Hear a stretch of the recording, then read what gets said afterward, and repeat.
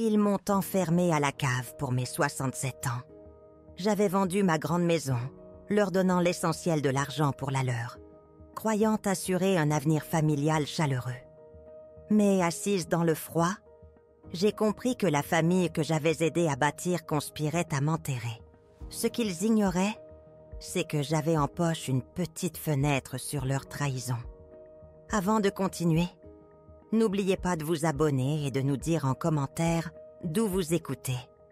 Maintenant, respirez et écoutez attentivement. Voici mon histoire.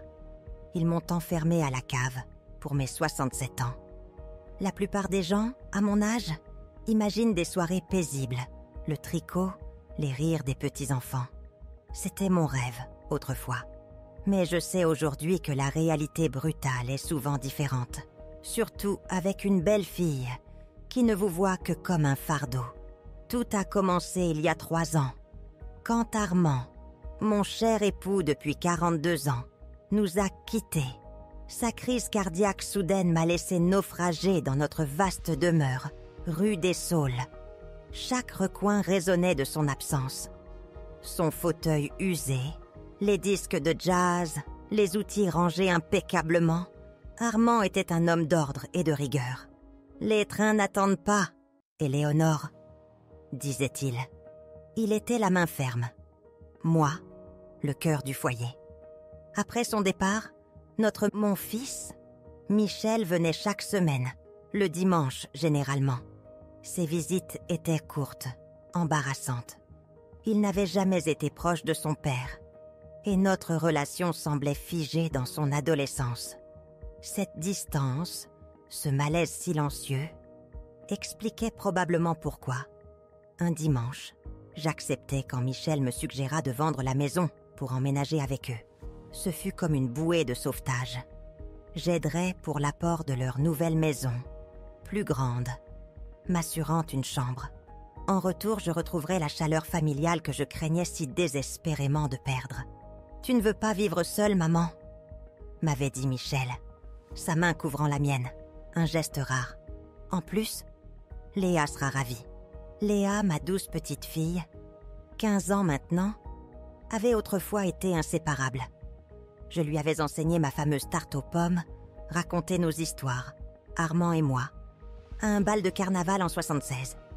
Elle écoutait, blottie à mes pieds, tressant des bracelets d'amitié. Mais à l'époque, je ne connaissais pas vraiment Clémence, la femme de Michel. Elle se montrait amicale en façade lors des fêtes. Ses compliments sonnaient faux et son sourire n'atteignait jamais ses yeux. « Éléonore, vous êtes magnifique. Éléonore, ce gratin est divin. » Maintenant, je comprends. Nous avons vendu ma maison rapidement. L'immobilier à Bellevue était en plein essor. J'ai donné la majeure partie de la somme substantielle pour leur nouvelle demeure. Allée des Chênes. Une grande maison à 2 étages. Ta chambre est au rez-de-chaussée, maman, à côté de la cuisine, annonça Michel. Pour ton confort. Les premiers mois furent supportables, presque agréables. J'aidais à cuisiner. Parfois, je récupérais Léa à l'école quand Clémence était à son modeste salon de manucure. Michel, mon cher Michel, gérait les stocks d'une entreprise de fenêtres. Fastidieux mais stable, disait-il. Le changement commença subtilement, au bout de 6 mois. Clémence oubliait de m'appeler pour le dîner quand des invités arrivaient ou dédaignait mes vêtements. Ce pull vous vieillit tellement. Puis vinrent des gestes plus audacieux. Mes précieux livres de recettes disparurent au garage. Ça prend trop de place. Mes figurines en porcelaine, cadeaux d'Armand, furent reléguées dans mon placard. Elles ne vont pas avec le nouveau salon. À la fin de l'année, j'étais une ombre dans ma propre maison. Michel était toujours au travail ou sur son téléphone. Léa se réfugiait chez des amis ou dans sa chambre. Clémence devint une surveillante. « Éléonore, votre tasse est encore dans l'évier. Ne touchez pas au thermostat. La facture d'électricité est astronomique. Le mardi et le jeudi, ce sont mes jours de lessive. J'ai tenté d'en parler à Michel. Il balayait mes plaintes d'un revers de main. « Maman, tu exagères. Clémence aime l'ordre. Il faut s'adapter aux nouvelles règles. » Les règles se multiplièrent. Pas de télé après 21 heures. Pas d'amis à la maison. Plus de cuisine au-delà des simples sandwichs. Ma vie se réduisit à ma chambre. Un refuge contre les pics de Clémence. Je me sentais comme une invitée tolérée. Pas un membre de la famille qui avait financé leur maison. Le coup le plus douloureux fut l'éloignement croissant de Léa. Clémence, avec une précision glaçante, déformait ses insécurités adolescentes. « Ta grand-mère est tellement ringarde », chuchota-t-elle un après-midi. « Regarde comme ses habitudes sont bizarres. Tu ne veux pas être une vieille ratatinée comme elle, n'est-ce pas ?» Après ça, les yeux de Léa croisaient les miens de moins en moins. Un fossé se creusa. Mon 70e anniversaire arriva, ignoré. J'avais espéré un dîner modeste, une carte de Léa. Mais la matinée passa en silence. Michel marmonna un adieu pressé. Léa fila. Clémence, devant le miroir du couloir, termina son rouge à lèvres. « Éléonore » appela-t-elle. « Nous avons des invités ce soir. Rien d'extraordinaire, juste des amis. » J'acquiesçais. Ce serait bien si vous faisiez votre tarte aux pommes. Une étincelle d'espoir insensé s'alluma en moi. Peut-être qu'il se souvenait. « Bien sûr, Clémence, » dis-je. « Je vais faire une tarte. J'ai passé la journée à cuisiner, préparant les plats que Michel et Léa adoraient. Vers 5 heures, la maison embaumait la vanille, la cannelle, le ragoût. Je me suis même habillée avec la robe bleue préférée d'Armand. Pour une fois, je me sentais utile. Clémence revint vers 6 heures, les sacs débordants. « Oh, vous avez tout cuisiné », dit-elle d'une voix neutre. « Mais j'ai acheté des plats de traiteur. Tout le monde adore leur canapé. » Mon cœur se serra, mais je souris. « C'est très bien. » Elle dévisagea ma robe. « Vous allez vous asseoir à table comme ça ?» Très formelle pour un dîner décontracté. Elle secoua la tête. « Au fait, avant que les invités n'arrivent, descendez à la cave, vérifiez le chauffage. Denise a toujours froid. Et Michel veut montrer sa cave à vin. » La cave à vin était la fierté de Michel. Un coin humide avec des bouteilles bon marché. Il adorait la parader. « D'accord », acquiesçai-je, me dirigeant vers la porte de la cave. L'escalier était raide, faiblement éclairé. Je descendis prudemment, en m'agrippant à la rampe, froid et humide. Je trouvai le radiateur d'appoint, l'allumai. La résistance rougissait. Soudain, la porte grincement. Les pas de Clémence. « Éléonore » appela-t-elle. « Vous avez trouvé le chauffage ?»« Oui, ça marche » dis-je, remontant. Mais avant que je puisse m'élever davantage, la porte claqua. Le claquement d'une serrure résonna. « Clémence !» criai-je, me précipitant vers la porte. « Clémence, la porte est fermée. »« Je sais, Éléonore, » dit sa voix, dépourvue d'inquiétude, froide, délibérée. C'est juste comme ça devait se passer. Je n'en revenais pas. « Ouvrez la porte, s'il vous plaît. »« Je crains que non, » dit Clémence, sa voix d'une patience excessive, comme on explique des faits à un enfant. « Des invités importants arrivent. Franchement, vous gâcheriez tout. Toujours à interrompre, à raconter vos histoires sans fin. C'est lassant, Éléonore. » Engourdie par le choc, l'humiliation. « Mais c'est mon anniversaire, » murmurai-je. Silence. Puis son rire glaçant. « Oh, c'est pour ça que vous êtes habillée. La fête n'est pas pour vous, Éléonore. Nous voulions juste des amis. Et votre anniversaire est... Eh bien, ce n'est pas une occasion très importante. » Les larmes me montèrent aux yeux. Mais je les retins, pas devant elle. « Quand allez-vous me laisser sortir ?» demandai-je, d'une voix brisée. Un murmure. « Quand les invités seront partis, » répondit-elle, sa voix s'estompant. « Vous n'aurez pas faim. Le chauffage est allumé. Asseyez-vous tranquillement. Ne frappez pas. Ne criez pas. La musique sera assez forte. J'ai dit à tout le monde que vous étiez chez une amie pour le week-end. Donc personne ne vous cherchera. Ses pas s'éteignirent. Silence. J'étais seule dans la pénombre, avec une ampoule faible et la lueur orange. La rage, le ressentiment, une impuissance écrasante. Comment pouvait-elle? Comment Michel pouvait-il permettre ça? Étais-je si insignifiante? Je m'enfonçais dans un fauteuil poussiéreux. Mes mains tremblaient. Puis, une vibration dans ma poche. Mon téléphone portable. Je l'avais oublié. Le vieux smartphone de Michel donné pour les appels d'urgence. Ce n'était pas qu'un téléphone. C'était une connexion. Un moyen de savoir ce qui se passait là-haut, pendant que j'étais cachée comme un déchet indésirable. En le tenant, un calme froid s'installa. Ce petit bout de contrôle me permit de rassembler mes pensées. Qu'est-ce qu'il me cachait d'autre? Me demandai-je, mes doigts traçant le verre lisse. Quelles vérités invisibles se cachèrent dans l'air même au-dessus de ma tête? Avez-vous déjà ressenti ce frisson troublant lorsque vous réalisez qu'un être cher n'est pas celui qu'il semble être? Mon vieux smartphone brillait dans la pénombre. Une petite fenêtre sur la trahison d'en haut. C'était une relique que Michel m'avait transmise. Juste pour les appels d'urgence, avait-il dit. Pourtant, en ce moment d'impuissance écrasante, il me semblait être le seul pouvoir que je possédais. Juste un mois plus tôt, j'avais installé des caméras de sécurité. Non par paranoïa, bien que beaucoup puissent le penser à mon âge, mais parce que des choses avaient commencé à disparaître. D'abord mes boucles d'oreilles en perles. Le cadeau de nos 30 ans de mariage avec Armand. Je savais exactement où je les avais laissés, dans mon coffret à bijoux. Quand j'ai demandé à Clémence, ses yeux s'écarquillèrent innocemment.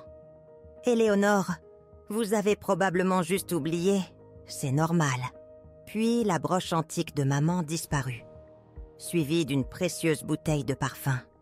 Même la petite ballerine en porcelaine de ma table de nuit. Chaque fois, Michel et Clémence avaient la même explication évasive. J'avais oublié. Ils l'avaient déplacée. C'était ma faute. La goutte d'eau qui fit déborder le vase avait tenté mon journal intime. Un carnet épais, relié en cuir, que je tenais depuis mes 17 ans. Une chronique de ma vie, mes joies, mes peurs, des fleurs séchées glissées entre les pages. C'était mon histoire. Un matin, il n'était plus là. J'ai cherché partout. Quand je me suis tournée vers Michel, désespéré, il haussa les épaules. « Maman, c'est juste un vieux carnet. Tu l'as peut-être jeté ?» Je ne jetterai jamais mon journal. Jamais. C'est là que j'ai décidé. Ma vieille amie, Béatrice, du club de jardinage, m'a aidée. Son fils tenait un magasin d'électronique. « Tu as un smartphone, Éléonore ?» m'avait-elle demandé. « Alors tu pourras regarder à tout moment. » Béatrice, cette sainte femme, m'a même aidée à installer l'application, réglant les caméras pour qu'elles s'activent au mouvement et envoient des notifications.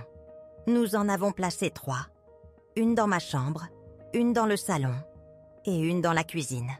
Je n'avais rien dit à ma famille. Quelque chose au fond de moi me disait que les caméras se casseraient accidentellement. Tout comme mes affaires, maintenant enfermées dans la cave froide. Je remerciais le destin pour ma clairvoyance. J'ouvris l'application. L'écran se divisa en 3 flux vidéo en direct. Le salon était déjà plein. Peut-être 15 invités. La plupart des amis de Clémence de son salon, quelques collègues de Michel. Ma tarte aux pommes gisait intacte dans un coin de la table, éclipsée par les canapés exquis que Clémence avait achetés. J'augmentais le son de la caméra du salon. La musique jouait fort, mais je pouvais distinguer des bribes de conversation quand quelqu'un s'approchait de l'objectif. « Où est votre belle-mère » demanda une femme aux cheveux roux vifs. Clémence leva les yeux au ciel, théâtralement. « Elle est chez une amie, Dieu merci. Honnêtement, c'est un vrai régal d'avoir une soirée sans ces histoires sans fin sur mon cher Armand. La rousse rit. Mes joues brûlèrent. L'humiliation me transperça. Je passai au flux de la cuisine. Michel ouvrait une bouteille de vin. Denise, notre voisine, une femme de mon âge, s'approcha de lui. « Michel, où est Éléonore ? Je lui ai apporté un petit cadeau. » Michel se figea. Il se retourna avec un sourire étrange et forcé. « Elle rend visite à une amie à Rive-de-Loire. Maman est si sociable ces derniers temps, vous savez ?» Il sourit comme si c'était une blague. « Oh !» Denise parut déçue. Étrange qu'elle soit partie le jour de son anniversaire. Je pensais... Anniversaire ? Michel l'interrompit, le visage blêmissant. « Ah oui, oui, nous avons fêté ça en avance le week-end dernier. Un petit dîner de famille, juste comme elle aime. Des mensonges, purs et simples. Michel et Clémence avaient été à la côte le week-end dernier, me laissant seule avec Léa, qui avait surtout passé son temps chez une amie. Denise hocha la tête, mais un éclair dans ses yeux me dit qu'elle n'y croyait pas tout à fait. « Donnez-lui ceci quand elle rentrera, » dit-elle, offrant un petit paquet. « C'est juste du thé à la lavande. » Éléonore avait dit une fois qu'elle adorait ça. Mes yeux s'embuèrent de larmes. Une étrangère, une voisine, se souvenait de mes préférences, de mon anniversaire, mieux que ma propre famille. Je balayais l'écran. Léa était assise dans un coin, plongée dans son téléphone, s'ennuyant. Elle n'aimait jamais les fêtes de Clémence. Trop d'adultes, trop de faux sourires. Soudain, un nouvel invité entra. Un homme grand et mince, aux cheveux noirs gominés et aux traits acérés. Un costume coûteux semblait subtilement déplacé. Ah, je le reconnus. Vincent Dubois, mon conseiller financier. Michel me l'avait recommandé après la mort d'Armand. Vincent m'avait toujours assuré que mes investissements étaient en bonne santé. Maintenant, le voyant ici, une angoisse sourde commença à se tordre dans mon estomac. Que faisait-il à la fête de Michel ? Et quels liens invisibles étaient sur le point d'être révélés, tapis juste sous la surface de cette soirée d'apparence normale? Clémence accueillit Vincent Dubois avec un enthousiasme qui sonnait faux, même pour elle. Elle l'embrassa du bout des lèvres, un peu trop bruyamment, puis prit son bras, l'entraînant à se mêler aux invités. Mais ce fut le regard qu'ils échangèrent, croyant passer inaperçu, qui me glaça le sang. Un regard trop intime pour de simples connaissances, un secret partagé. Mon estomac se noua. Je passai rapidement le flux de la caméra à la cuisine, où ils se retrouvèrent si bientôt, se tenant un peu trop proche près du réfrigérateur. « Tu es en retard ?» dit Clémence, mais sa voix ne contenait aucun reproche, seulement une pointe de malice. « La réunion a traîné, » répondit Vincent, jetant un coup d'œil par-dessus son épaule. « Où est-elle » Clémence sourit, un sourire glacial, teinté de triomphe. « Oh, ne t'inquiète pas, la vieille est enfermée à la cave. Elle croit que c'est à cause de la fête. » Elle fit une pause, puis les mots me frappèrent comme un coup physique. Elle n'a aucune idée que son cher fils a accepté de l'envoyer au Jardin de l'Aube dès le mois prochain. Les Jardins de l'Aube. Le nom fit tilt dans ma tête. Une maison de retraite en périphérie de Bellevue. Pas un endroit chic, certainement pas luxueux. Ils allaient en m'y envoyer. Sans mon savoir, sans mon consentement. Une froide terreur s'infiltra dans mes os. « Tout est prêt ?» demanda Vincent, sa voix basse. « Les papiers ? La procuration ? Michel s'en occupera la semaine prochaine, » dit Clémence d'un geste de la main. « L'avocat a déjà préparé les formulaires. La vieille ne saura même pas ce qu'elle signe. On dira que c'est un renouvellement d'assurance. » Elle fit un clin d'œil. « Et si elle s'y oppose ? Alors plan B. Tu as vu à quel point elle est parfois tête en l'air. Oublie d'éteindre la gazinière, s'enferme dans la salle de bain. » Une prise de conscience nette, désorientante me frappa. C'est incident. La gazinière que je n'avais jamais oubliée. La porte de la salle de bain qui ne s'était jamais verrouillée toute seule. Était-il fabriqué? Était-il allé aussi loin, tordant la réalité pour monter un dossier contre moi? Cette simple pensée me rendit malade. « Es-tu sûr que Michel est pleinement d'accord ?» demanda Vincent, baissant encore plus la voix. Clémence ricana. « C'est un faible. Bien sûr qu'il a des doutes. C'est sa mère, après tout. Mais il veut la maison, libre d'une vieille femme encombrante. Et surtout, il veut l'argent. Tu n'as pas dit qu'il restait encore une bonne somme ?» Vincent acquiesça. Environ 150 000 €, plus la pension mensuelle d'Armand et son assurance. Pas une fortune, mais assez pour payer les jardins de l'Aube pendant plusieurs années. Et il restera encore beaucoup pour des améliorations de la maison. Peut-être une nouvelle voiture. Une nouvelle voiture. Mes économies de toute une vie. La pension durement gagnée d'Armand. L'argent que nous avions économisé sou par sou. Destiné à une nouvelle voiture pour Clémence. Pendant que je pourrirais dans une morne maison de retraite. Une colère pure et non diluée me submergea. Comment osait-il? Comment mon propre fils osait-il faire partie de ce plan monstrueux? Leur conversation à voix basse fut soudainement interrompue. Léa entra dans la cuisine, cherchant visiblement quelque chose dans le réfrigérateur. Clémence et Vincent s'éloignèrent instantanément, adoptant des poses décontractées. « Léa, ma chérie, qu'est-ce que tu fais ?» demanda Clémence. Un sourire étrange, sirupeux, collé sur son visage. « Je cherche un soda », marmonna Léa, évitant leur regard. « Les boissons sont dans le salon », dit Clémence d'un ton sec. « Il n'y a que du vin et cette affreuse eau minérale », rétorqua Léa. « Je veux un coca. » « Léa, on ne la laisse pas en avoir. » Interrompit Vincent, sa voix soudainement douce, presque paternelle. « Ce n'est pas ce à quoi servent les fêtes, que tout le monde ait ce qu'il veut. » Il fit un clin d'œil à ma petite fille, un geste qui me glaça le sang une nouvelle fois. Léa tressaillit, presque imperceptiblement, avant de prendre un soda et de se dépêcher de quitter la cuisine. Ce bref échange me traversa d'une nouvelle vague de malaise.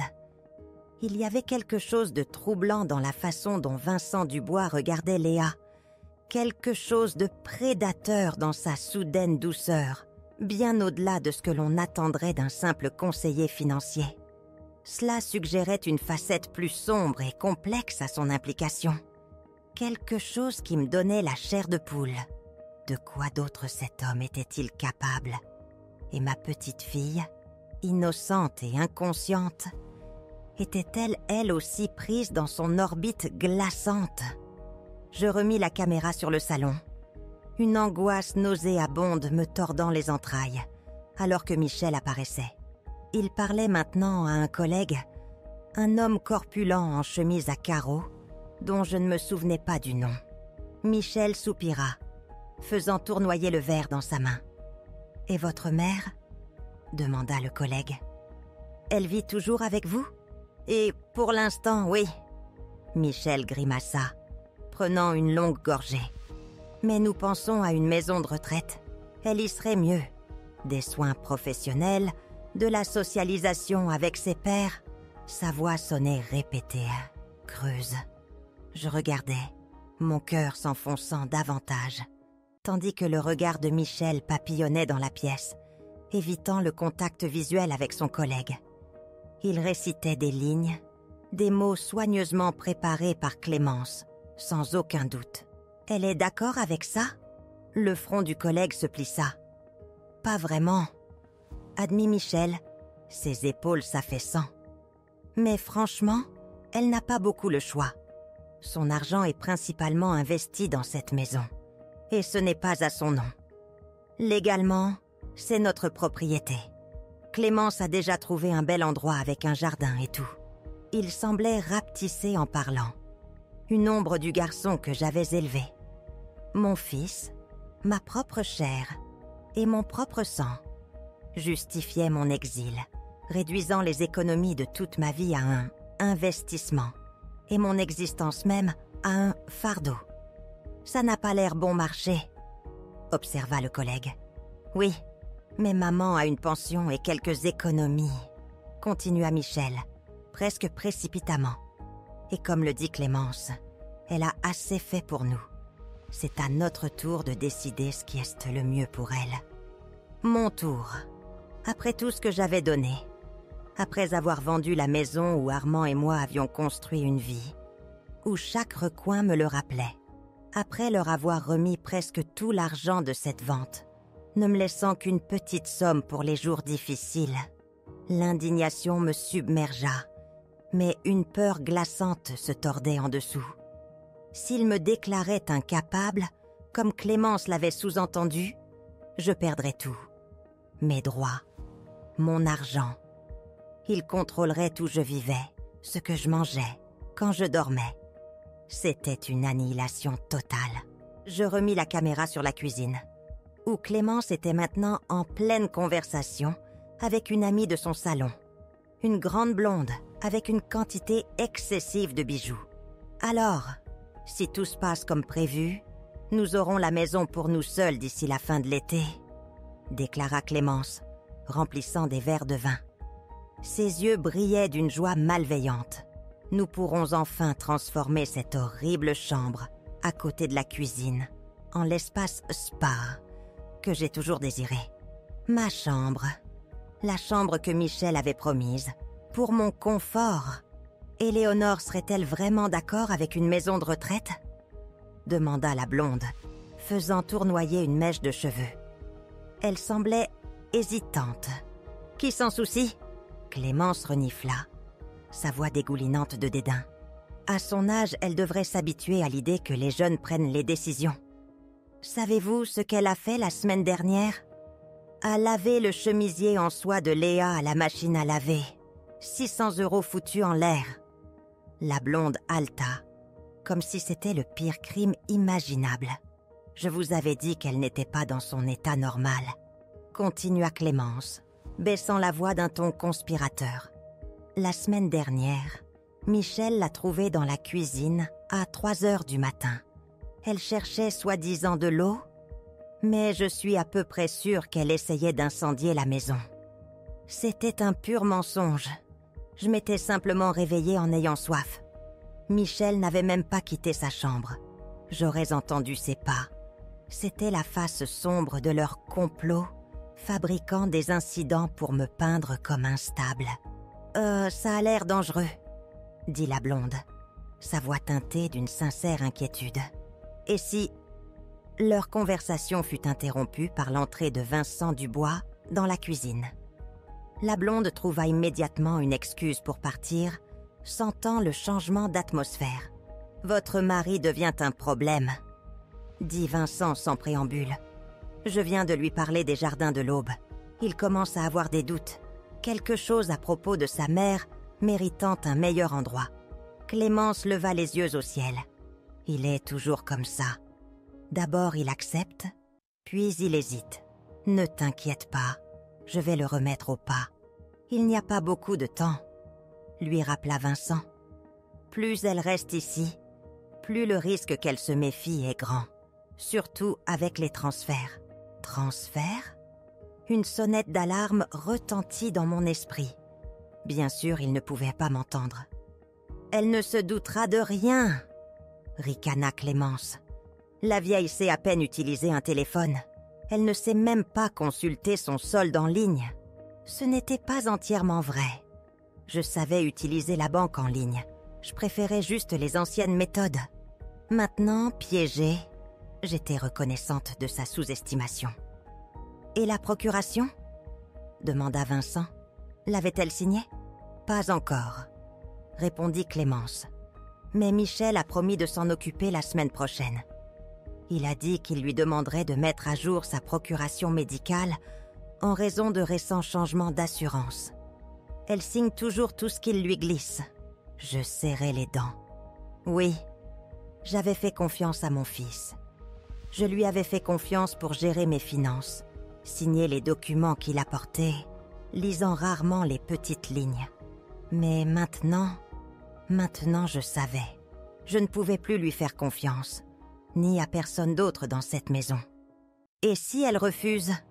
Insista Vincent. Alors, on revient au plan avec sa tête en l'air et ses comportements dangereux, dit Clémence, sa voix tombant presque à un chuchotement. Personne ne croira une vieille femme qui oublie régulièrement d'éteindre le gaz ou tente de quitter la maison en chemise de nuit. Ça pourrait prendre du temps. Mais nous avons le temps. L'argent ne va nulle part pour l'instant. Clémence sourit, posant sa main sur l'épaule de Vincent. Vous vous en êtes occupé, n'est-ce pas? Toujours sous votre contrôle? Vincent acquiesça, mais quelque chose comme de l'inquiétude, une ombre fugace, traversa ses traits acérés. Bien sûr que oui. Je n'aime juste pas attendre quand tout aurait pu être à nous maintenant. À nous? Pas à vous, mais à nous. Qu'est-ce que cela signifiait? Vincent avait-il aussi un droit sur mon argent? Et que voulait-il dire par « sous son contrôle » ? Mes économies ne devraient-elles pas être sur mes comptes personnels? Une réalisation glaçante m'envahit, bien plus froide que l'air de la cave. Mon argent, ma sécurité, n'étaient pas seulement exploités. Ils avaient déjà disparu, manipulés par un prédateur professionnel. Le creux dans mon estomac se creusa, exigeant des réponses. Jusqu'où allait réellement cette toile de tromperie? Je remis la caméra sur le salon, regardant Michel osciller légèrement, le visage tendu. Il parlait à Vincent Dubois. « Écoutez, Vincent. » Michel marmonna, gesticulant avec son verre. « Je pense que nous devrions trouver un meilleur endroit que les jardins de l'Aube. Ma mère mérite mieux. Elle s'est toujours occupée de moi. Nous a donné presque tout l'argent de la vente de la maison. » Vincent posa une main apaisante sur l'épaule de Michel. « Bien sûr, mon ami, mais les meilleurs endroits coûtent plus cher, beaucoup plus cher.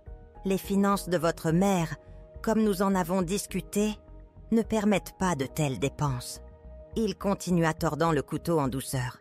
« Ces 150 000 € restants, ça s'épuisera vite, surtout pour un établissement de niveau supérieur. 2, 3 ans. Et après, vous paieriez un supplément de votre poche.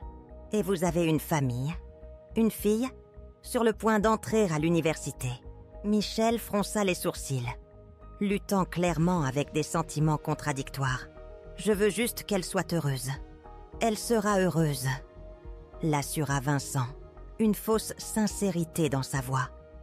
Les jardins de l'Aube est un endroit formidable. Jardin, activités hebdomadaires, infirmière, 24 heures sur 24. C'est le mieux que vous puissiez faire dans ces circonstances. Mon fils acquiesça, sa résistance fondant. Je voulais crier, le secouer, lui faire comprendre qu'il n'était qu'un pion, que ce conseiller affable et sa propre femme pillaient en ma vie, l'utilisant comme leur instrument. Mais je ne pouvais que regarder, impuissante, piégée dans ma propre cave. Mon cœur battait la chamade de peur et de rage. Il prévoyait de tout prendre, mon argent, ma liberté, ma famille. Et ils utilisaient mon propre fils pour le faire, manipulant sa culpabilité et son ambition. Mais maintenant je savais.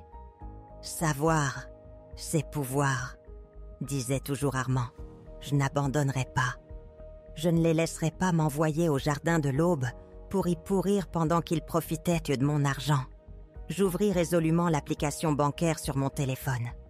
Il était temps de voir ce que Vincent entendait par « transfert » et « sous son contrôle ». Pendant des mois, Michel avait insisté pour gérer mes finances. « Ne t'inquiète pas, maman. Je gère. » Comme une idiote confiante, j'avais accepté. Une vieille femme naïve et stupide. J'ai tapé la date de naissance d'Armand et les 3 premiers chiffres de notre ancien téléphone fixe. L'application s'est enfin ouverte. Je haletais. Le solde de mon compte principal n'était que de 2 384 €. Où étaient les 150 000 € dont parlaient Vincent et Clémence? J'ai fait défiler les transactions récentes, Des dépôts de pension réguliers, des paiements de factures, quelques petites emplettes.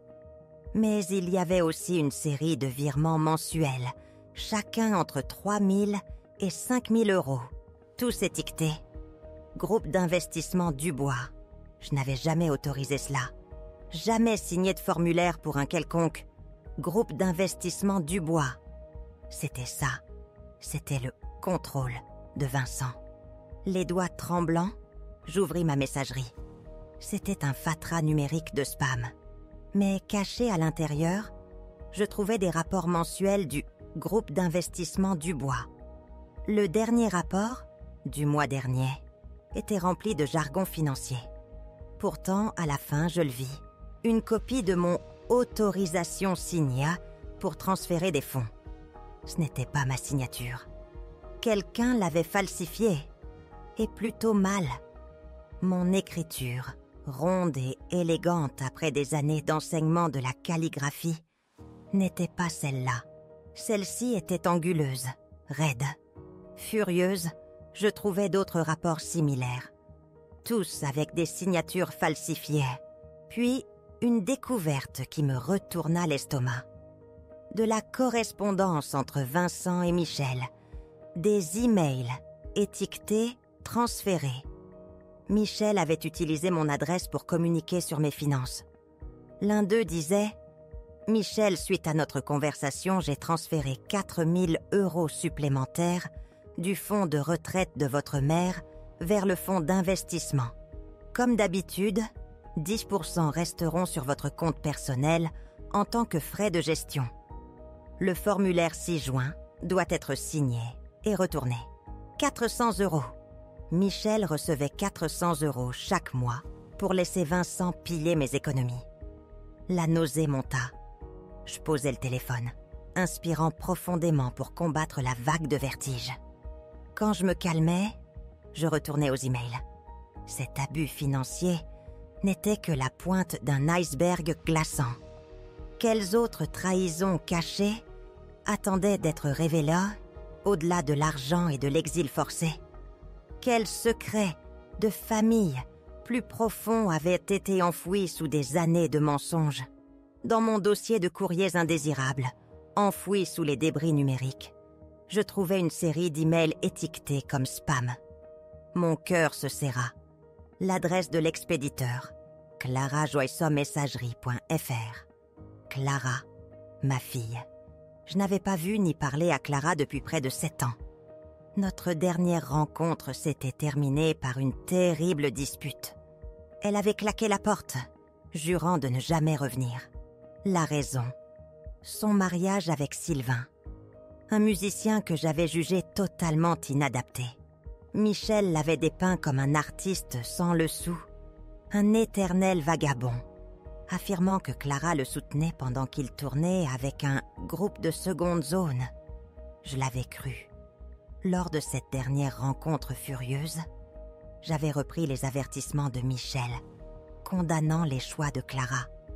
Elle avait crié en retour, m'accusant de la contrôler, de n'avoir jamais vraiment connu son mari, de laisser Michel empoisonner mon esprit. « Tu le juges sur les paroles de Michel !» avait-elle hurlé. Michel qui a toujours été jaloux de moi. Je l'avais écarté, confiante dans le jugement pratique de Michel. Après le départ de Clara, j'avais tenté de la joindre. Appel sans réponse. Un email d'excuses. Pas de réponse.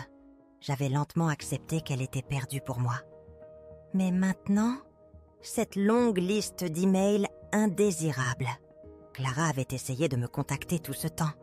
J'ouvris le plus ancien, daté d'il y a près de 6 ans et demi, quelques mois seulement après notre dispute. Chère maman, j'ai longuement réfléchi avant d'écrire. La fierté me disait de me taire, mais mon cœur ne me le permet pas. Tu me manques. Malgré nos différences, tu es ma mère, et je t'aime. Je sais que tu t'inquiètes pour mon avenir avec Sylvain. Michel a dit des choses peu flatteuses. Mais maman, ton fils n'a jamais pris la peine de vraiment connaître mon mari. Sylvain n'est pas celui que Michel a décrit. Il enseigne la musique à l'École des Arts de Rive-de-Loire, un contrat permanent et une assurance maladie. Son groupe de seconde zone a en fait pas mal de succès dans son genre, joue dans des festivals, a sorti 2 albums. Je ne te demande pas de l'aimer immédiatement, juste de lui donner une chance. Viens dîner, apprends à le connaître toi-même, sans les idées préconçues de Michel. Quant à l'argent, je ne soutiens pas Sylvain. Nous travaillons tous les 2, contribuons de manière égale. Il a gagné plus que moi l'année dernière, grâce aux droits d'auteur musicaux. S'il te plaît, maman, réparons ça. La vie est trop courte pour de si longues rancunes. Avec amour, Clara. Les larmes coulaient sur mon visage. Toutes ces années, j'avais cru qu'elle m'avait coupé les ponts, alors qu'elle me tendait une main que je ne pouvais voir. J'ouvris le suivant. 1 mois plus tard. Maman, je ne sais pas si tu as reçu ma dernière lettre. J'ai appelé. Mais Clémence dit toujours que tu es occupée ou en vacances. Peut-être es-tu toujours en colère. Mais je veux que tu saches, quand tu seras prête, je serai là. Sylvain te salue. Il ne t'a jamais rien reproché de ce qui s'est passé. Il dit qu'il comprend ton inquiétude. Avec amour, Clara. Clémence. Bien sûr. Elle interceptait les appels, filtrait les emails. Faisait tout ça pendant que je pleurais la perte de mon enfant. Chaque email suivant était un coup de poignard frais dans le cœur. Clara écrivait sur sa vie, son travail, Sylvain. À quel point je lui manquais. À quel point elle me voulait dans sa vie. Il y a 4 ans, elle mentionna un bébé.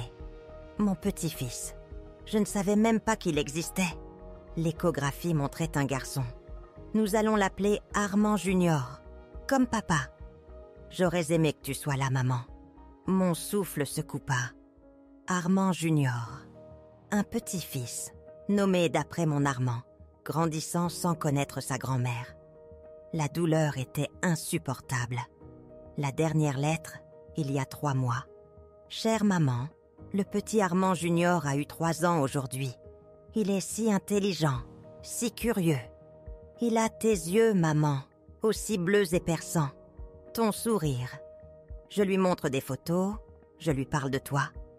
Il sait qu'il a une grand-mère, Éléonore, qui vit à Bellevue. Parfois, il demande quand nous irons la voir. Je ne sais pas quoi dire. Je réalise que tu ne lis probablement pas ces lignes. Peut-être as-tu changé d'email. Mais je continue d'écrire parce que je ne peux pas supporter l'idée que ce soit fini. Depuis que papa est mort, je pense à la vitesse à laquelle le temps passe. Nous ne pouvons pas récupérer les dernières années, maman. Mais nous pouvons décider de ne plus en perdre. Je travaille comme inspectrice pour les services sociaux du département, spécialisée dans les cas de personnes âgées. Chaque jour, je vois à quel point les liens familiaux sont importants, surtout pour les personnes âgées. Et chaque jour, je pense à toi.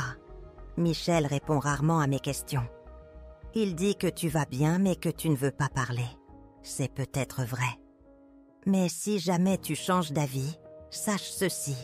Ma porte est toujours ouverte. Avec amour, Clara. PS nouvelle adresse et numéro de téléphone 6 juin. Nous avons déménagé dans une plus grande maison l'année dernière. J'écrivis le numéro de téléphone avec des mains tremblantes. Clara avait tenté de me joindre toutes ces années. Nous avions perdu tant de temps à cause des mensonges, des manipulations de Michel et Clémence.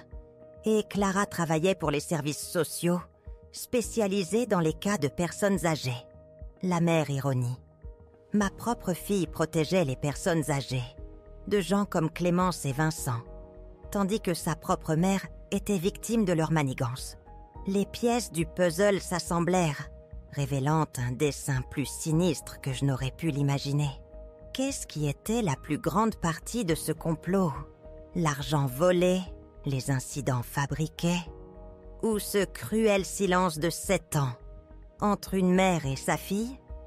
Avez-vous déjà eu un moment où des années d'incompréhension s'éclairent soudainement, avec une clarté insoutenable? La mère ironie me frappa de plein fouet, Un coup de poing froid et brutal en plein ventre. Ma propre fille, Clara, était inspectrice pour les services sociaux du département, spécialisée dans la protection des aînés, se battant chaque jour pour des gens comme moi. Pourtant, j'étais tombée victime du complot même qu'elle combattait, sous son nez, grâce aux mensonges élaborés de Michel et Clémence. Je retournais à l'application bancaire, déterminée à découvrir chaque pièce de cet affreux puzzle. Au-delà des virements du groupe d'investissement Dubois, je trouvais d'autres transactions suspectes. Des paiements mensuels de 800 € à une entreprise répertoriée comme CPC Conseil. Je soupçonnais que cela signifiait Clémence Dubois Conseil, une entité fictive conçue pour siphonner mes fonds. Puis des chèques tirés pour diverses sommes, encaissés par Michel. Les commentaires des transactions prétendaient qu'ils étaient pour mes médicaments, de la nourriture spéciale et des soins médicaux. Des mensonges. Je ne prenais aucun de ces médicaments, ne mangeais aucune nourriture spéciale, ne recevais aucun soin particulier. Plus je faisais défiler, plus l'image horrifiante devenait claire. Au cours des 3 années depuis la mort d'Armand, plus de 120 000 € avaient été siphonnés de mes comptes. L'argent s'était écoulé lentement, régulièrement, comme l'eau s'infiltrant par des fissures invisibles dans un barrage. Si Clémence ne m'avait pas enfermée ici, ne m'avait pas donné ce téléphone oublié, je n'aurais peut-être jamais su. Les bibelots disparus, les emails interceptés, le pillage financier, les plans pour les jardins de l'Aube, tout s'assemblait en un seul et sinistre complot pour me jeter et détourner mon argent. Un élément me dérangeait encore, l'implication de Michel. Sa part des transferts semblait minime pour une telle trahison. Quelques centaines d'euros par mois. La réponse se cachait dans mes brouillons d'email. Un brouillon de Vincent à Michel. Michel, comme discuté, une fois sa tutelle finalisée, nous pourrons vendre la maison. Avec le marché de Bellevue, attendez-vous à environ 800 000 € après l'hypothèque et les 5 ans d'Éléonore au jardin de l'Aube. Cela vous laisse environ 400 000 € de bénéfices nets. Ma commission 20% est de 80 000 €. Les 320 000 € restants seront à vous. Tout est parfaitement légal, bien sûr, en attente de confirmation. Vincent, c'était ça. Les petits vols n'étaient qu'un prélude. La vraie cible était ma maison. La maison que j'avais achetée avec l'argent de la maison qu'Armand et moi avions partagée pendant des décennies. Une maison qui valait maintenant presque le double de sa valeur. 320 000 €. C'était le prix que mon fils avait mis sur la liberté de sa mère. Je posais le téléphone, fermant les yeux. Des vagues de colère, de douleur et de trahison me submergeant. Comment a-t-il pu faire ça? Mon propre fils, l'enfant que j'avais porté, dont j'avais embrassé les genoux écorchés. Mais la colère se transforma rapidement en une froide détermination. Je ne les laisserai pas gagner. Je ne serai pas une victime impuissante. J'avais des preuves, j'avais le téléphone. Et maintenant, j'avais une fille qui travaillait dans les services commerciaux, spécialisée dans des cas exactement comme le mien. Je repris le téléphone, mes doigts tremblants retrouvant le numéro de Clara sur sa dernière lettre. Que dirais-je après 7 ans de silence? Me croirait-elle ou penserait-elle que j'étais juste une vieille femme sénile, inventant des conspirations? Je n'avais pas le choix. Prenant une profonde inspiration, j'appuyais sur le bouton d'appel. Une sonnerie. 2, 3. Peut-être avait-elle changé de numéro. À la 5e sonnerie, alors que je me préparais au répondeur, un clic. Puis une voix lasse que je n'avais pas entendue depuis 7 longues années. « Allô ?» dit Clara, ne reconnaissant pas le numéro. « Clara ?» Ma voix trembla. « C'est maman !» Un silence profond, puis un soupir rauque. « Maman ?» Sa voix était un mélange d'incrédulité, d'espoir et de peur. « C'est vraiment toi ?»« Oui, ma chérie. » dis-je, incapable de retenir mes larmes maintenant. C'est moi, et j'ai besoin de ton aide. Je viens de trouver tes lettres. Toutes tes lettres. Elles étaient dans les spams. Je ne les ai jamais vues avant aujourd'hui. C'est bien pire que tu ne peux l'imaginer. Je lui racontais tout. Les objets disparus, les caméras, les complots de Michel et Clémence que j'avais entendus, la fraude financière, les plans pour la maison de retraite, la porte de la cave fermée à clé. Clara écouta, silencieuse, seuls de petits halètements s'échappant de ses lèvres. Quand j'eus fini, un long silence pesa dans l'air. « Maman !» dit-elle finalement, sa voix ferme, professionnelle. « Ce que tu décris est un cas classique d'abus financier envers les personnes âgées. Et il y a aussi l'abus psychologique et la séquestration illégale. C'est un crime, et nous pouvons les faire rendre des comptes. »« Pia Samon, tu me crois ?» demandai-je, toujours effrayée.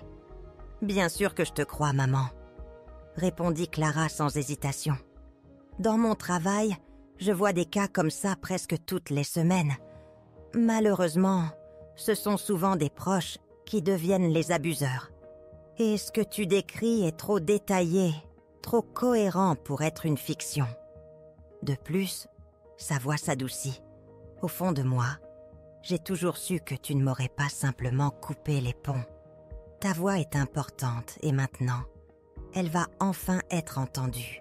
Comment cette vérité soudaine, révélée par un témoin captif, ferait-elle éclater leur monde, si soigneusement construit? Bientôt, tout cela serait terminé. Bientôt, justice serait rendue. Le message de Talia. La police arrive. Je suis à 10 minutes. M'insuffla un courage brut. Lucie prévoyait de me garder enfermée, de me faire réfléchir à mon comportement. L'audace de la chose me traitant comme une enfant alimentait ma rage. Soudain, la porte de la cave s'entr'ouvrit en grinçant. Joséphine, son visage encadré par un chignon désordonné, apparut dans la pénombre. « Mamie ?» chuchota-t-elle, la peur et le défi dans les yeux. « Ils sont tous dans le salon. Ce serait le bon moment. » Mon esprit s'emballa. Le plan de Talia, attendre la police. Mais la supplication de Joséphine pour l'action alluma une voix différente. Affronterait-il en les voyant s'écrouler sous leurs mensonges? Serait-il plus puissant? Et si Lucie charmait la police, les convainquant que j'étais juste confuse? Non, la souffrance silencieuse était finie. L'heure de la vérité. Tu as raison, dis-je d'une voix ferme. C'est l'heure. Joséphine m'aida à monter les escaliers raides, sa petite main ferme. Mon cœur battait la chamade, un battement de tambour de peur et de farouche détermination. Je ne serais pas réduite au silence. Nous apparûmes dans la cuisine, les bruits de la fête plus proches. La voix vantarde de Lucie flottait depuis le salon. « Prête ?» chuchota Joséphine. J'acquiesçais, redressais mes épaules et marchais, tête haute, dans la lumière chaotique.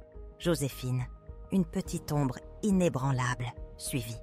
Le silence tomba. Lucie se figea, verre de vin en l'air, les yeux écarquillés de choc. Jean se redressa, le visage pâle. Driss tressaillit, puis retrouva son calme. « Maman ?» Jean brisa le silence, un murmure hébété. « Quoi ? Je croyais que tu étais à la cave. »« J'y étais, » répondis-je, calme. « Ta femme m'y a enfermée, il y a plus de 3 heures, pour mon anniversaire. » Lucie, se remettant rapidement, eut un rire cassant. « Éléonore, ne sois pas absurde. Personne ne t'a enfermée. Tu as dû t'enfermer toi-même, puis oublier. Ça arrive à ton âge. » Elle se tourna vivement vers Joséphine, les yeux plissés. « Qu'est-ce que tu fais là? Je t'ai dit d'aller te coucher. » « Je ne pouvais pas laisser ma grand-mère à la cave, » répondit Joséphine, la voix d'acier. « Ce que tu as fait était horrible, maman. »« Joséphine !» explosa Lucie, le visage tordu. « Va dans ta chambre tout de suite. »« Non !» dit Joséphine, les bras croisés, défiante. « Je reste avec mamie. » Lucie se leva, les yeux étincelants. « Tu ne sais pas de quoi tu parles. Ta grand-mère perd la tête. Elle confond la réalité. Nous étions justes. » « Assez de mensonges, Lucie. » L'interrompis-je, sortant mon téléphone. L'écran s'illumina, montrant le flux de la cuisine, le complot chuchoté de Lucie et Driss. « Le jeu est terminé, et j'ai des preuves. »« Qu'est-ce que c'était que ça ?» hurla Lucie. « Vous nous espionniez. Vous avez mis des caméras dans notre maison. »« Ma maison !» la corrigeai-je, le regard perçant. « La maison que j'ai achetée avec mon argent. Oui, j'ai installé des caméras après la disparition de mes affaires. Pensiez-vous que je ne m'en apercevrais pas ?» Driss parla, calme. « Éléonore, vous vous trompez. Nous avons discuté d'un établissement uniquement pour votre santé. Les finances, tout est légal, avec votre consentement. » Mon consentement? Je ris amèrement. Vous voulez dire ces signatures falsifiées? Je montrai une capture d'écran. Ce n'est pas ma signature, Driss, et nous le savons tous les deux. Sa confiance vacilla. Jean a signé en votre nom, avec votre consentement verbal. Insista-t-il tendu. C'est une pratique courante. Menteur, dis-je, d'un calme glaçant. Je n'ai jamais donné un tel consentement. Jean le sait. Je me tournai vers mon fils, le visage blême. Dis-moi, mon fils, pensais-tu vraiment que je ne le découvrirais pas? Que je te laisserais m'envoyer au jardin de l'Aube, vendre ma maison et détourner mon argent? Jean baissa la tête. Je pensais que c'était mieux pour tout le monde. Marmonna-t-il. Vous avez besoin d'une surveillance, et Lucie et moi ne pouvons pas. Ne mens pas, le coupai-je. Tu ne pensais pas à moi, tu pensais à l'argent, les 320 000 € de la vente de la maison, le bateau que tu voulais acheter avec mon argent. Joséphine haleta, choquée. « Papa, c'est vrai ?» Jean ne répondit pas, les épaules affaissées. Lucie ne céda pas. « Ce ne sont que des mensonges !» cracha-t-elle, d'une voix moins assurée. « Vous ne pouvez rien prouver. Ces enregistrements peuvent être falsifiés. Qui croirait une vieille femme sénile contre 3 adultes respectables? Moi, je la croirais. » La voix de Thalia, ferme et claire, vint de l'entrée. Elle se tenait là, à côté d'un officier de police en uniforme et de maître Bertrand, l'avocat. « Thalia !» haleta Jean. « Je viens sauver notre mère de vous trois, » répondit-elle froidement. Puis, vers moi, un sourire chaleureux. « Maman, ça va ?» J'acquiesçai, les larmes aux yeux. « Ça va mieux maintenant. » Lucie feignit rapidement un sourire. « Thalia, quelle agréable surprise. Nous ne nous attendions pas à vous voir. »« Je suis sûre que non, » répliqua Thalia sèchement. « Surtout depuis que vous interceptez mes lettres et mes appels. » À l'officier. « Officier Moreau, voici ma mère, Éléonore Fournier. Elle a été illégalement enfermée à la cave. Il y a des preuves de fraude financière documentées. » L'officier acquiesça. « Madame Fournier, souhaitez-vous porter plainte ?»« Oui, » dis-je fermement. « Je le souhaite. » Le visage de Lucie se tordit de rage. « C'est ridicule. Vous ne pouvez pas simplement faire irruption dans notre maison et... » « Ce n'est pas votre maison, » l'interrompit maître Bertrand. « Elle a été achetée avec l'argent de Madame Fournier. Compte tenu des preuves de fraude, la propriété pourrait être contestée. » Il sortit des documents. Ordonnance restrictive temporaire interdisant à quiconque, sauf à Madame Fournier, d'accéder à ses finances. Ordre de conserver tous les documents. Toute altération constitue une entrave à la justice. Driss pâlit. « Vous ne pouvez pas faire ça. Cet investissement a été fait avec un consentement plein et entier. Un consentement obtenu par la fraude, Monsieur Lefebvre. » Le coupa maître Bertrand. « Ou des signatures falsifiées. Une violation grave. L'autorité des marchés financiers sera très intéressée. » Le visage de Driss verdit. L'officier Moreau s'avança. « Monsieur Lefebvre, question concernant la fraude financière et l'abus de faiblesse. Vous avez le droit de garder le silence. » Pendant que l'officier lisait ses droits, je regardais Lucie et Jean. Le monde de Lucie s'écroulait. Jean semblait dévasté, la tête baissée. « Comment as-tu pu, papa ?» demanda Joséphine doucement. « Comment as-tu pu faire ça à mamie ?» Jean leva les yeux, les larmes au bord. « Je ne savais pas. Je ne réalisais pas que ça irait aussi loin. Lucie a dit que maman serait plus heureuse dans une institution, qu'elle avait besoin de soins professionnels. »« N'osez pas me rejeter la faute !» hurla Lucie. « Vous saviez ce qui se passait. Vous avez signé. Vous avez pris l'argent. Vous avez accepté de vendre la maison. Parce que tu ne m'as pas laissé le choix, » hurla Jean en retour. « Tu as dit que si nous ne le faisions pas, nous perdrions la maison et ne pourrions pas payer les études de Joséphine. »« Ça suffit !» cria Lucie. « Ne me blâmez pas. Vous étiez heureux de dépenser l'argent de votre mère pour une nouvelle voiture, en prévoyant d'acheter un bateau. » Ils se disputèrent, des années de ressentiment éclatants. Mais j'ai cessé d'écouter. Talia me prit la main. « On y va, maman ?» dit-elle doucement. « Tu n'as plus besoin d'écouter. Je te ramène à la maison. »« À la maison ?» demandai-je, désorientée. « Chez moi, » précisa Talia, son sourire doux. « Chez Raphaël et moi, et le petit Antonin. Il a tellement hâte de te voir. » Mon cœur se gonfla. « Il me connaît vraiment ?»« Bien sûr. » Talia sourit. « Je lui ai parlé de toi tous les jours. Je lui ai montré des photos. Il t'appelle Mamie Éléonore et demande quand tu viens. » Des larmes coulèrent, un espoir pur. J'avais une famille, une vraie famille qui m'aimait. Joséphine arriva, inquiète. « Et moi, est-ce que je peux aussi rendre visite à ma grand-mère ?» Talia sourit, le bras autour d'elle. « Bien sûr, ma puce. Tu es toujours la bienvenue. Ton cousin sera ravi de te rencontrer. » Joséphine offrit un faible sourire. « Qu'arrivera-t-il à maman et papa maintenant ?» Talia soupira. « Cela dépendra du tribunal, de leur coopération. Mais tu ne seras pas seule. Nous t'aiderons à traverser cette épreuve. » L'officier Moreau emmena Driss. Lucie et Jean se disputaient, les voix fortes, en colère. « Sortons d'ici, » suggéra Talia. « Tu as besoin de repos. » J'acquiesçai, soudain fatiguée. Cette journée, commencée par une amère trahison, se terminait par l'espoir. Mes yeux rencontrèrent ceux de Jean un instant. Honte, remords, la réalisation naissante d'avoir perdu quelque chose de bien plus précieux que l'argent. La confiance et l'amour de sa mère. « Viens, maman !» répéta Talia. Je la laissai me guider hors d'une maison qui n'avait jamais vraiment été la mienne, vers une nouvelle vie, avec une famille qui m'aimait vraiment.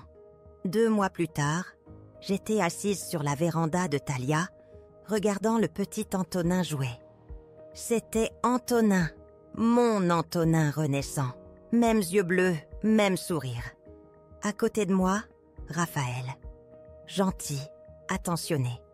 Un professeur de musique respecté. Rien à voir avec les mensonges de Jean. Son talent, vraiment apprécié. Talia apporta du thé. « Comment vous sentez-vous, maman ?»« Mieux, » répondis-je. « Mieux chaque jour. » Les premières semaines furent difficiles. Cauchemars, anxiété. Mais Talia, Raphaël et le petit Antonin m'entourèrent de soins. Je me suis enfin sentie chez moi. Le processus légal avançait. Driss fut arrêté pour fraude financière. Un abuseur récidiviste. Lucie fut inculpée pour complicité de fraude et abus de faiblesse. Jean fit face à des accusations moins graves, coopérant et plaidant coupable. Sa honte persistante. Maître Bertrand récupéra une somme d'argent significative. Le procès de la maison de Pontoise était en cours. Les perspectives étaient bonnes. Joséphine vivait avec nous maintenant, temporairement. Après l'arrestation de Lucie et la demande de divorce de Jean, la maison de Talia était la meilleure solution. Joséphine s'adapta. parfois, je l'entendais pleurer. Je m'asseyais avec elle, lui rappelant qu'elle n'était pas responsable. Talia m'a aidée à restaurer mon indépendance financière, avec de nouveaux comptes accessibles uniquement à moi. Elle m'a aidée à rédiger un nouveau testament et une procuration réelle, avec ma signature authentique, garantissant que ma voix serait toujours entendue. Une autre lettre de Jean, dit Talia. Vous voulez la lire? J'hésitais. Il écrivait chaque semaine des lettres remplies de remords, expliquant la manipulation de Lucie, sa peur pour l'avenir de Joséphine. Il demandait pardon, mais n'insistait pas. Oui, dis-je. Talia recula. Je lus son écriture familière. Je ne sais pas si je pourrais un jour lui pardonner complètement, ou reconstruire notre relation empoisonnée. Mais une chose que je savais, je ne laisserai plus la peur et le doute diriger ma vie. Je ne serai plus une victime silencieuse. À 67 ans, je commençais un nouveau chapitre inattendu, avec la fille que j'avais retrouvée, le petit-fils que je commençais à connaître, la petite fille que je protégeais. Ce n'était pas l'automne paisible de la vie que j'avais imaginé, mais c'était peut-être exactement ce dont j'avais besoin. Alors que je regardais le petit Antonin jouer, Talia tenant Raphaël, Joséphine souriant plus librement, je réalisais que la vraie richesse ne se trouvait pas dans les comptes bancaires ou les maisons. Elle se trouvait dans ces moments, ces liens, cet amour que personne ne pourrait jamais voler. Ce voyage m'a appris que même dans les trahisons les plus sombres, notre esprit peut trouver sa lumière et la vraie famille se manifestera toujours pour nous soutenir. Avez-vous déjà découvert en vous une force que vous ignoriez posséder jusqu'à ce que tout soit en jeu? Partagez vos histoires ci-dessous, car votre voix compte vraiment. Et n'oubliez pas de vous abonner pour plus de récits, de résilience.